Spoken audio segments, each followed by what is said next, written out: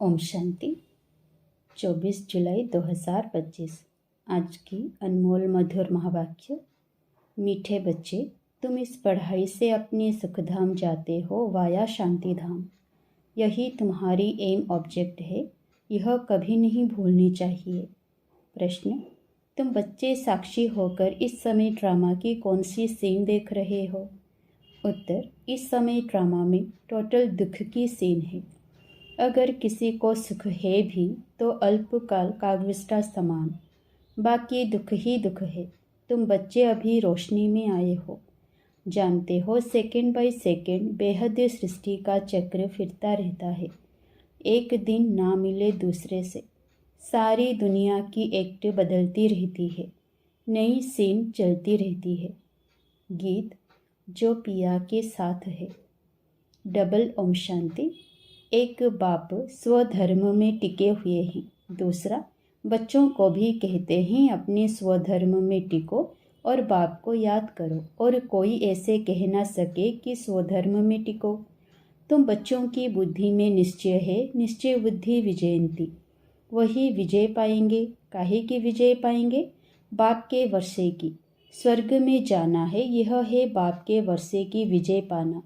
बाकी है पद के लिए पुरुषार्थ। स्वर्ग में जाना तो जरूर है। बच्चे जानते हैं यह छीछी दुनिया है, बहुत अथाह दुख आने वाले हैं। ड्रामा के चक्र को भी तुम जानते हो। अनेक बार बाबा आया हुआ है पावन बनाए सभी आत्माओं को मच्छरों सदृश ले जाने, फिर खुद ही निर्वाण धाम में जाकर निवास करेंगे। बच्चे भी जाएंगे। तुम बच्चों को यह तो खुशी रहनी चाहिए, इस पढ़ाई से हम अपने सुखधाम जाएंगे वाया शांति धाम। यह है तुम्हारी एम ऑब्जेक्ट, यह भूलनी नहीं चाहिए। रोज रोज सुनते हो, समझते हो हमको पति से पावन बनाने के लिए बाप पढ़ाते हैं, पावन बनने का सहज उपाय बताते हैं याद का। यह भी नई बात नहीं, लिखा हुआ है, भगवान ने राजयोग सिखाया। सिर्फ भूल यह कर दी है जो श्री कृष्ण का नाम डाल दिया है। ऐसे भी नहीं है, बच्चों को जो नॉलेज मिल रही है वो गीता के सिवाय और कोई शास्त्र में होगी। बच्चे जानते हैं कोई भी मनुष्य की महिमा है नहीं, जैसे बाप की है। बाप ना आए तो सृष्टि का चक्र ही ना फिरे। दुखधाम से सुखधाम कैसे बने? सृष्टि का चक्र तो फिरना ही है, बाप को भी जरूर आना ही है। बाप आते हैं सबको ले जाने, फिर चक्र फिरता है। बाप ना आए तो कलयुग से सतयुग कैसे बने?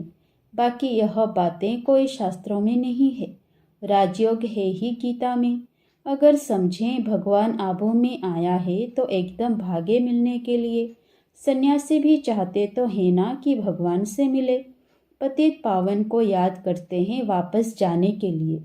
अभी तुम बच्चे पद्मा पदम भाग्यशाली बन रहे हो, वहाँ अथह सुख होते हैं। नई दुनिया में जो देवी देवता धर्म था वह अभी नहीं है। बाप देवी राज्य की स्थापना करते ही हैं ब्रह्मा द्वारा, यह तो क्लियर है। तुम्हारी एम ऑब्जेक्ट ही यह है, इसमें संशय की बात ही नहीं।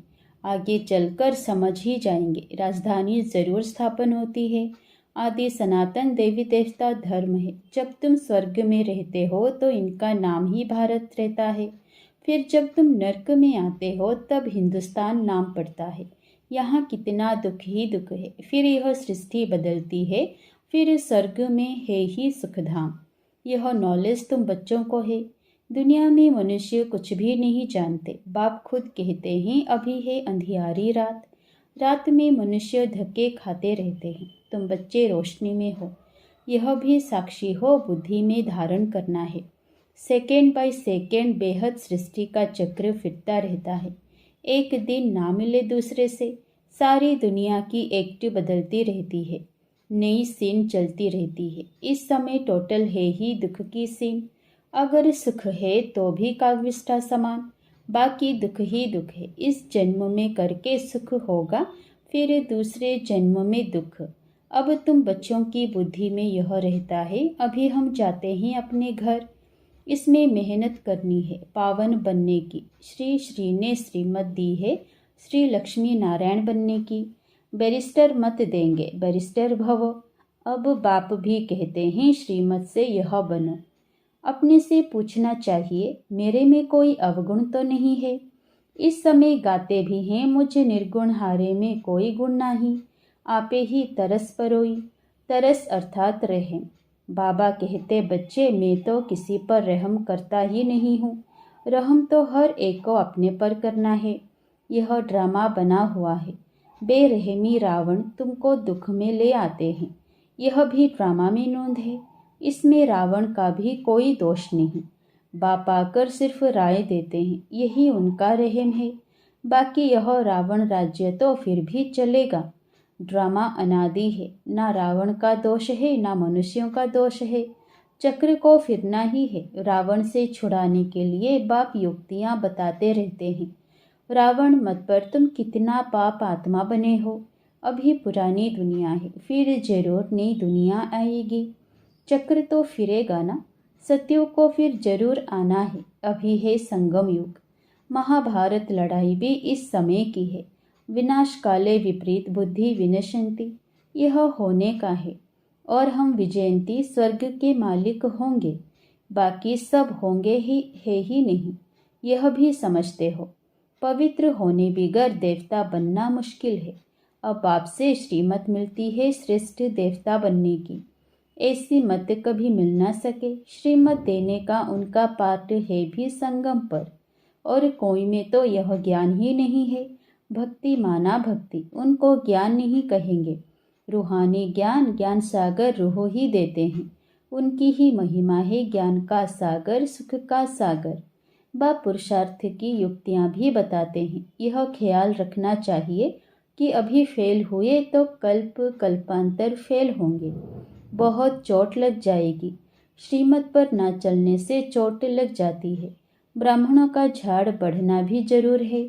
इतना ही बढ़ेगा जितना देवताओं का झाड़ है। तुमको पुरुषार्थ करना और कराना है।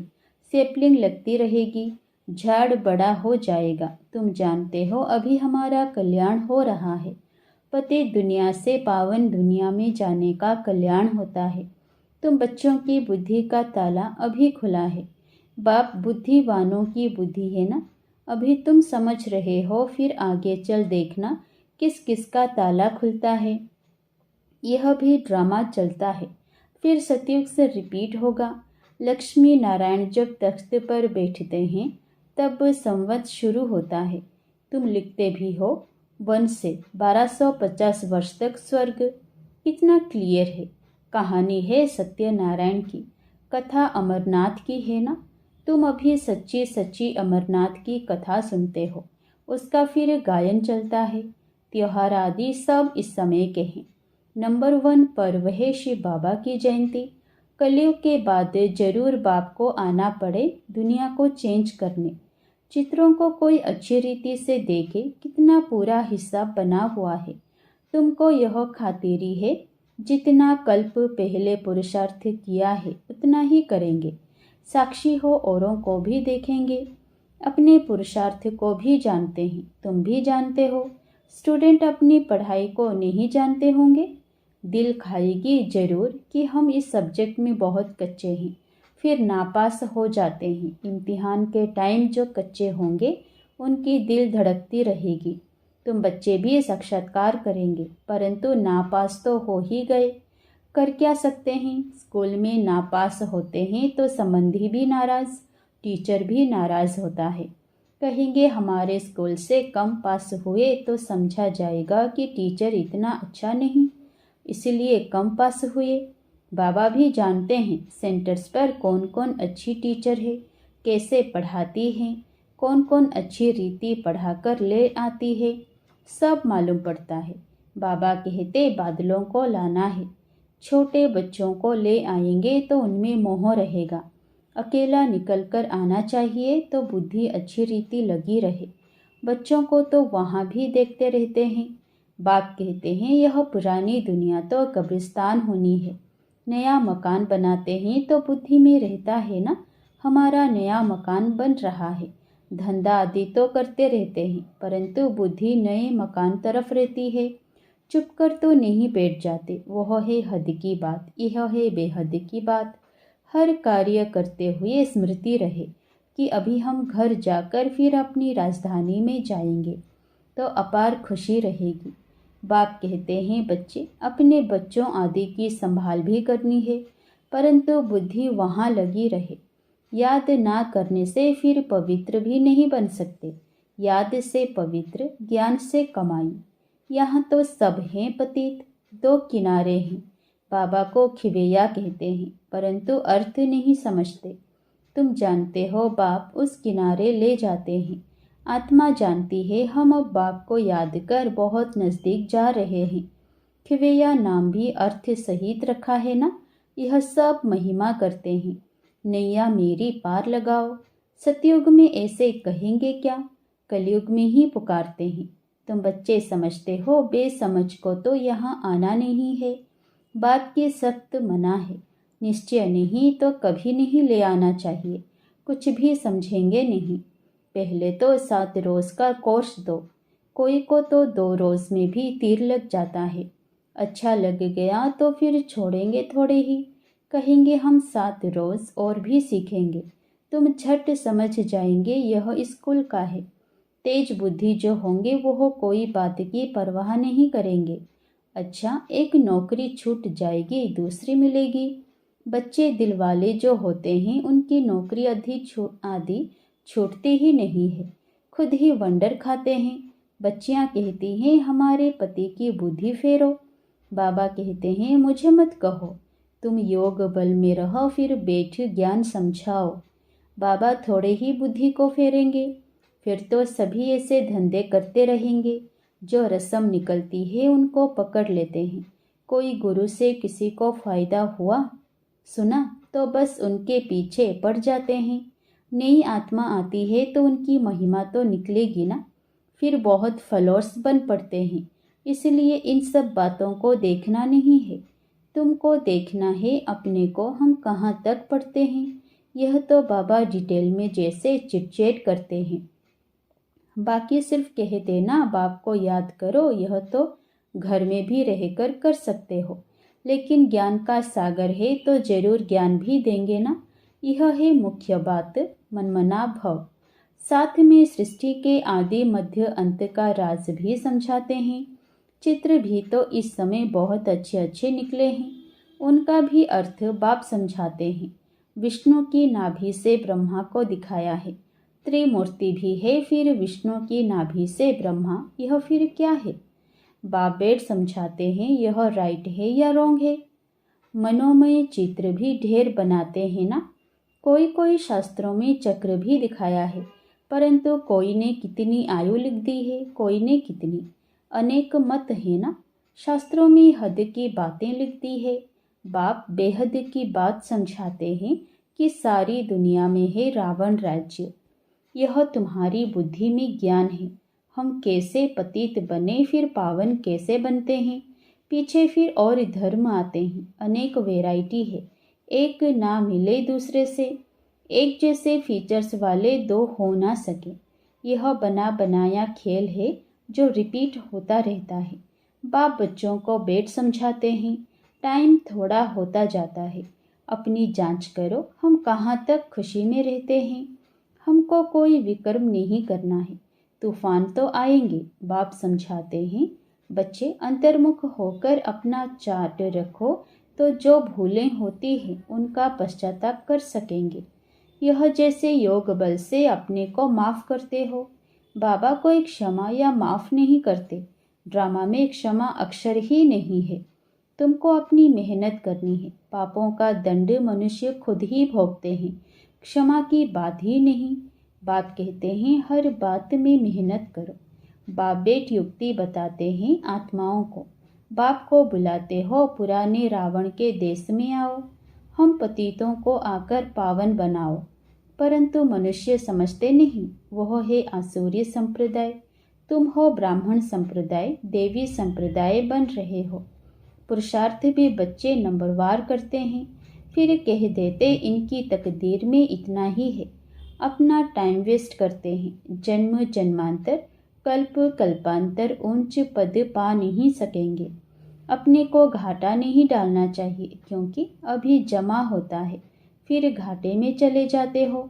रावण राज्य में कितना घाटा होता है। अच्छा, मीठे मीठे सिके लधे बच्चों प्रति माता पिता बाप दादा का याद प्यार और गुड मॉर्निंग। रूहानी बाप की रूहानी बच्चों को नमस्ते। धारणा के लिए मुख्य सार। पहला, अंतर्मुखी बन अपनी जांच करनी है। जो भी भूलें होती है उनका दिल से पश्चाताप कर योग बल से माफ़ करना है, अपनी मेहनत करनी है। दूसरा, बाप की जो राय मिलती है उस पर पूरा चलकर अपने ऊपर आपे ही रहम करना है। साक्षी हो अपने व दूसरों के पुरुषार्थ को देखना है। कभी भी अपने आप को घाटा नहीं डालना है। वरदान, विश्व कल्याण की भावना द्वारा हर आत्मा की सेफ्टी के प्लान बनाने वाले सच्चे रहमदिल भव। वर्तमान समय कई आत्माएं अपने आप ही स्वयं के अकल्याण के निमित्त बन रही हैं। उनके लिए रहमदिल बन कोई प्लान बनाओ। किसी भी आत्मा के पार्ट को देखकर स्वयं हलचल में नहीं आओ, लेकिन उनकी सेफ्टी का साधन सोचो। ऐसे नहीं कि यह तो होता रहता है, झाड़ को तो झड़ना ही है। नहीं, आए हुए विघ्नों को खत्म करो। विश्व कल्याणकारी व विघ्न विनाशक का जो टाइटल है उस प्रमाण संकल्प, वाणी और कर्म में रहमदिल बन वायुमंडल को चेंज करने में सहयोगी बनो। स्लोगन, कर्मयोगी वही बन सकता है जो बुद्धि पर अटेंशन का पहरा देता है। अव्यक्त इशारे, संकल्पों की शक्ति जमाकर श्रेष्ठ सेवा के निमित्त बनो। लास्ट में फाइनल पेपर का क्वेश्चन होगा। सेकंड में फुल स्टॉप, इसी में ही नंबर मिलेंगे। सेकंड से ज़्यादा हो गया तो फेल हो जाएंगे। एक बाप और मैं, दूसरी कोई बात ना आए। ऐसे नहीं यह कर लूँ, यह देख लूँ, यह हुआ नहीं हुआ, यह क्यों हुआ, यह क्या हुआ। ऐसा कोई भी संकल्प आया तो फाइनल पेपर में पास नहीं होंगे। अच्छा, ओम शांति।